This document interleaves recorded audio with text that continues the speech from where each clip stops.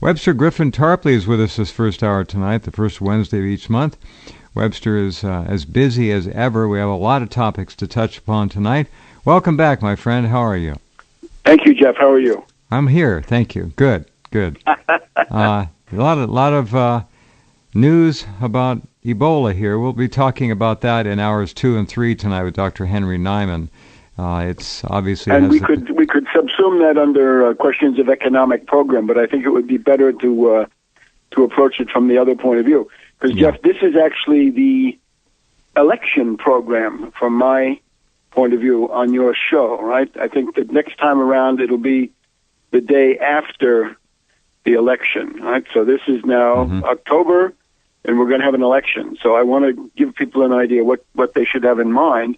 And if they want to become active, I want them to have a good strategy to try to change things. Okay? Good. Change. Can I?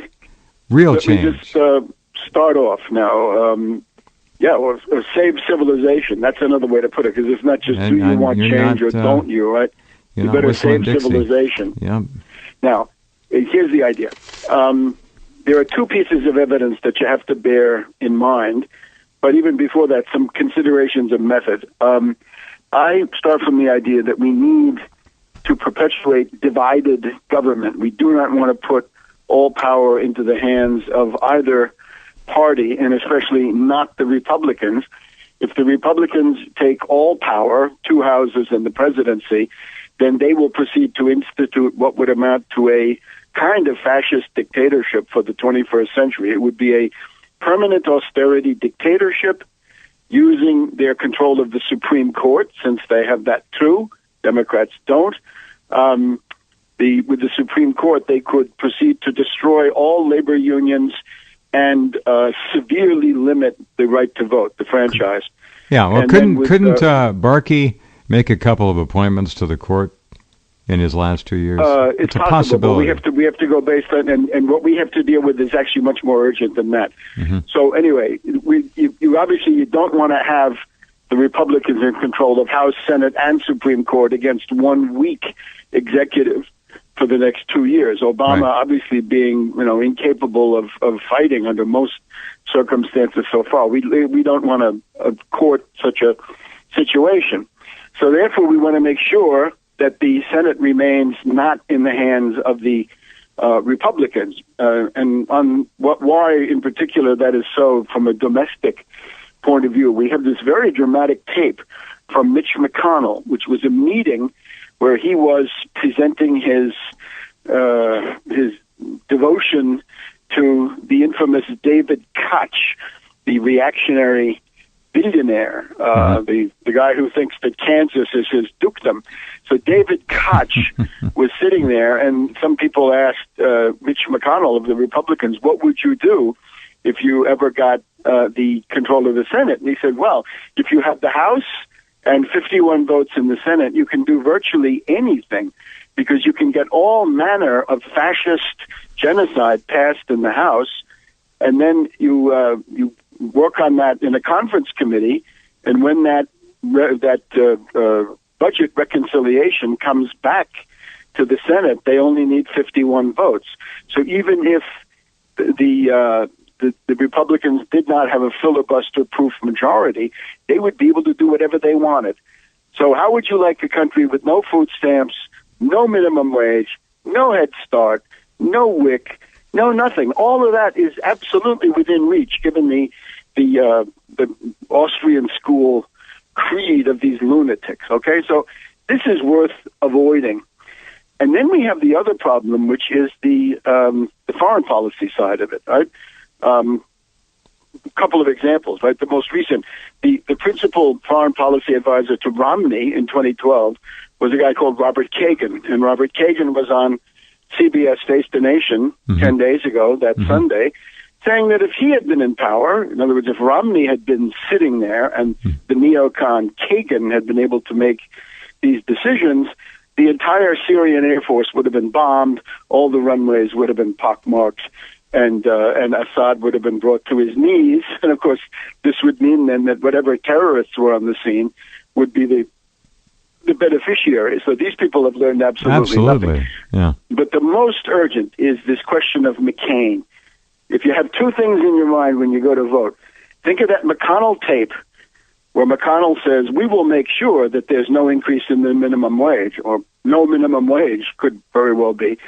And we will not do anything to help people that are crushed by student debt, right? 1.3 trillion of student debt. But on the foreign policy scale, this is where it's even scarier. On my website, tarpley.net, please go there. You'll find it repeated several times. Or on my Twitter, Webster G. Tarpley, there are pictures of Senator John McCain going to Syria. And this is Idlib, Syria, rebel-controlled, terrorist-controlled area. It's April 2013, a year and a half ago almost.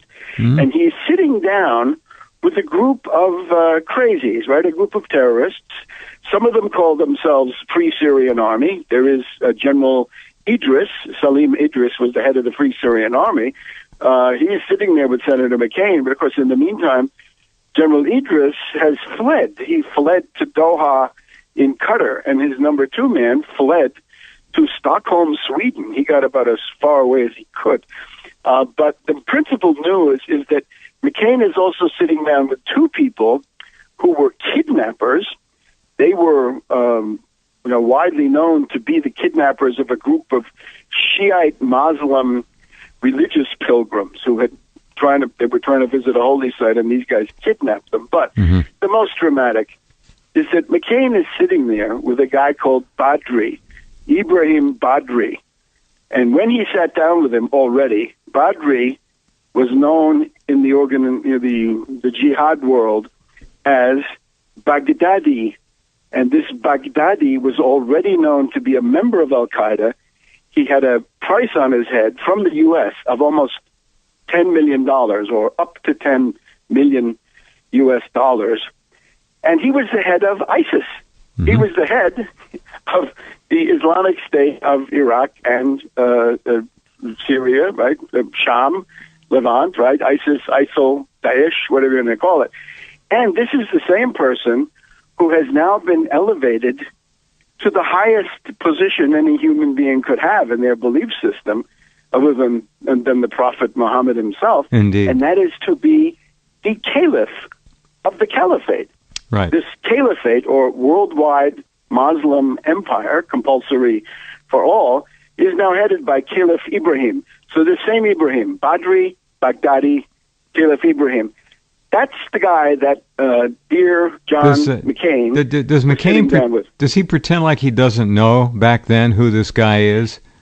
How does he? Interestingly enough, we have to note that this was brought up on the floor of the Senate and in interviews by Rand Paul. At least that week, I don't know what he's done with it since, but the week before, Rand Paul was in favor of doing nothing, and then he thought it was important to do something, but he also had to differentiate himself from the rest of the somethings. So he brought up this thing about how he wanted to attack McCain.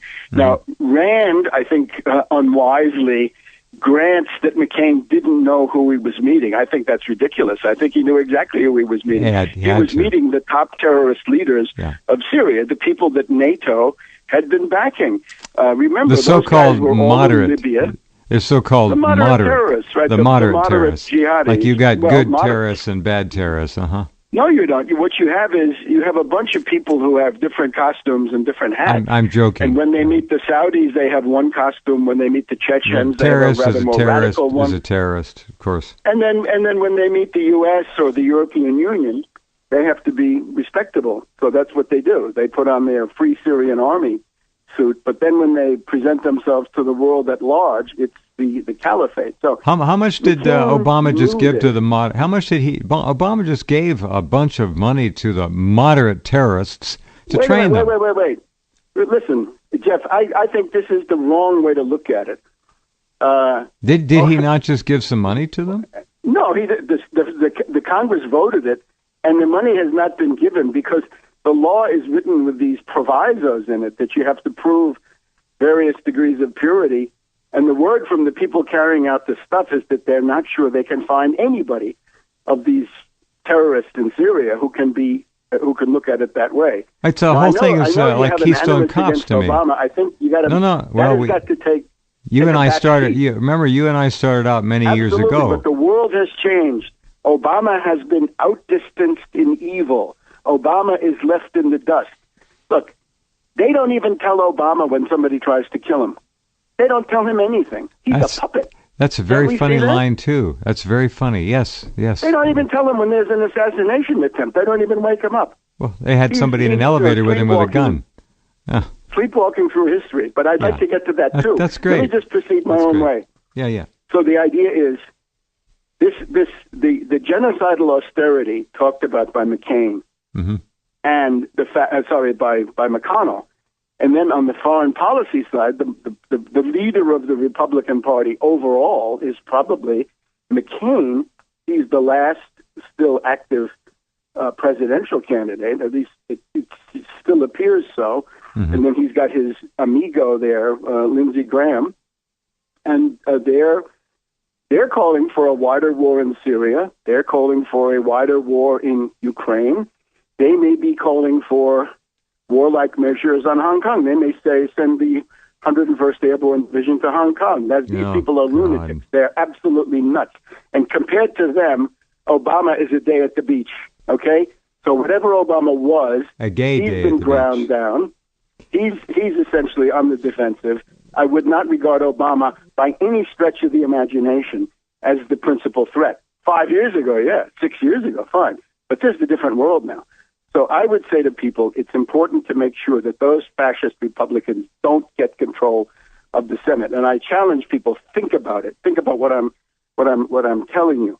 Well, we should look at the House briefly.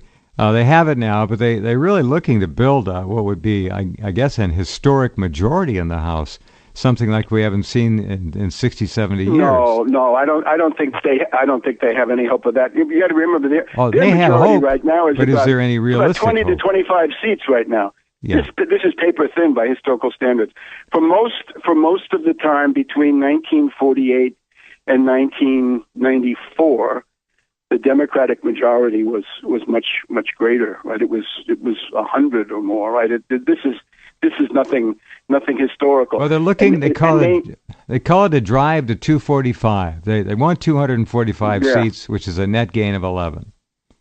Yeah, well, that's fine, and that would be significant. But that's not as lopsided as it has been the other way. So I would say you got to remember the Republican Party is a dying social formation. It is moribund, and the only thing that keeps it going now is the media support, which had been all in favor of Obama, has now flipped. And this is an important principle. The U.S. ruling class of Wall Street parasitical oligarchs controls the presidency in the first term by the president's need to get money to get a second term. But then when you get into the second term, that is when the scandals begin.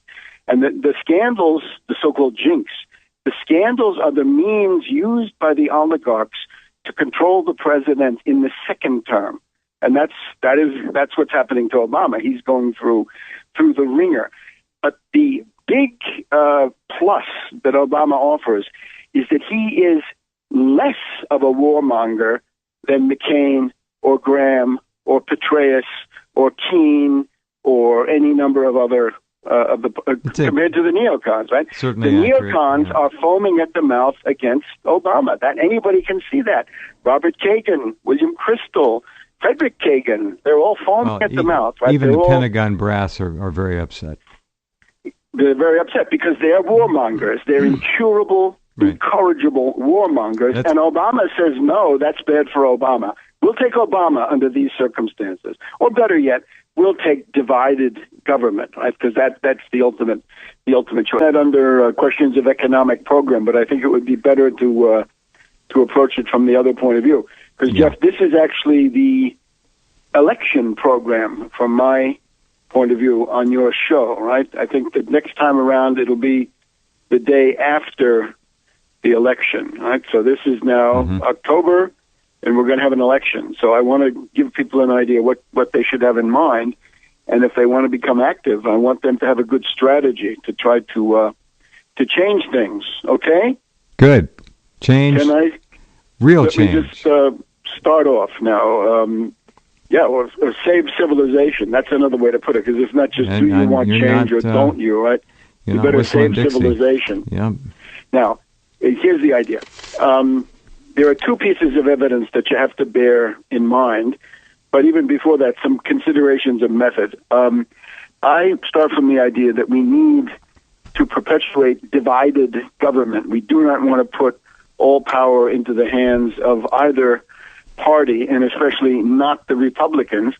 If the Republicans take all power, two houses and the presidency, then they will proceed to institute what would amount to a kind of fascist dictatorship for the 21st century. It would be a permanent austerity dictatorship using their control of the Supreme Court, since they have that too. Democrats don't. With the Supreme Court, they could proceed to destroy all labor unions and severely limit the right to vote, the franchise. Yeah, well, couldn't Barkey make a couple of appointments to the court in his last 2 years? It's a possible, possibility. but we have to go back. Webster Griffin Tarpley is with us this first hour tonight, the first Wednesday of each month. Webster is as busy as ever. We have a lot of topics to touch upon tonight. Welcome back, my friend. How are you? Thank you, Jeff. How are you? I'm here. Thank you. Good. A lot of news about Ebola here. We'll be talking about that in hours 2 and 3 tonight with Dr. Henry Nyman. It's obviously... And we could subsume